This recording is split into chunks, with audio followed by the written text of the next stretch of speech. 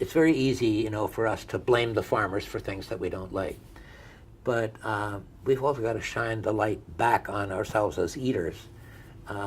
Because, well, here, let me give you another example. Now, Matt Liebman at Iowa State University now has done 10 years of research looking at the performance difference between a two-crop rotation, like corn and beans, which is typically what farmers do in Iowa now, and a three-crop and a four-crop rotation. The three-crop rotation being corn and beans, and then a small grain with red clover interseeded, and then a four-crop rotation, which is corn and beans, and then a small grain with alfalfa interseeded, and then a second year of alfalfa. So in the three-crop and the four-crop rotation, you can reduce your fertilizer and pesticide input by almost 90%.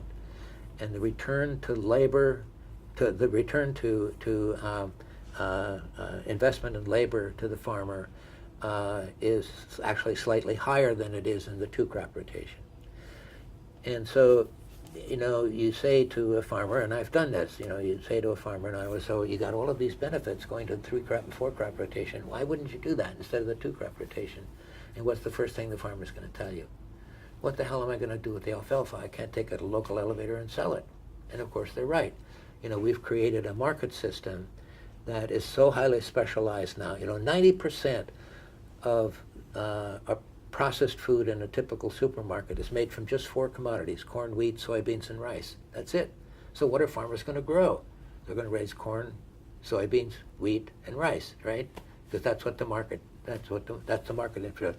So if we want to address some of these issues and get to a more diversified farming system that's going to create these benefits that we want in terms of preserving the soil, restoring the health of the soil, helping to clean up our water systems and all of that, which we know how to do simply in terms of systems, but we have to change the system.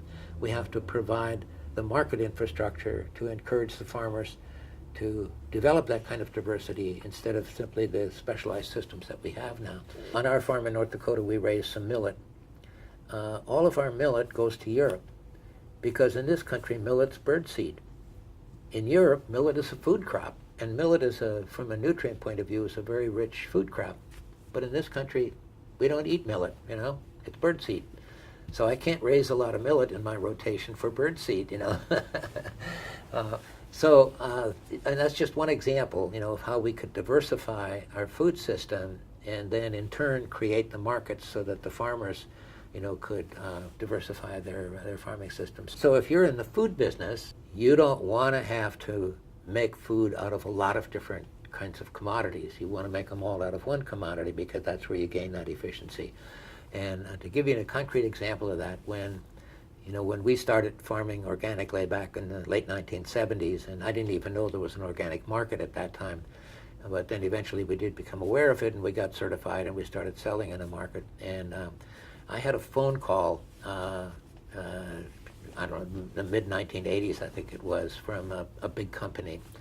And they were thinking about getting into organic, and so they wanted to know how much organic wheat was out there. How many farmers are out there growing wheat? Are we sure we can get enough wheat to make all these products that we want? And I said, you can't just look at it in terms of wheat because organic farmers have to have a diverse crop rotation. So if you're going to get involved in the organic business, you have to look not only for organic wheat, you got to also create markets for these other crops that we also have to grow. He didn't want to hear a single word about that. He said, we only do wheat.